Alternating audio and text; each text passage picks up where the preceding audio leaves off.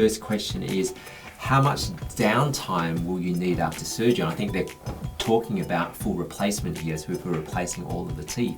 We would normally say a week. After that period of time, they're actually fine to go back to work after about a week. How long do you go without teeth? Well, when we're doing full replacement with Life Smile or All-in-4, it's usually only 3 days. So I would suggest patients to actually just take a break and go without teeth for that period of time. Just allow the gums to heal so that when we put the final teeth in, things have actually already started healing. When can you start eating hard food again? Well, the time is actually 3 to 4 months. So during this period of time, we would advise patients to have a soft diet, and this means anything they can cut with a spoon.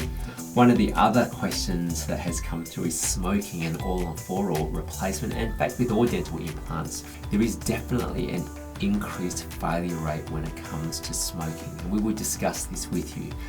How easy is it to care for them? Well, there's only 4 implants on the top and 4 implants down the bottom, so they're not cleaning, say, 14 or 16 teeth individually. They're only really cleaning 4, and this is why we have those maintenance visits, because what we really want to do is make sure that the longevity of this treatment is actually the most important thing. How long is this treatment actually going to last?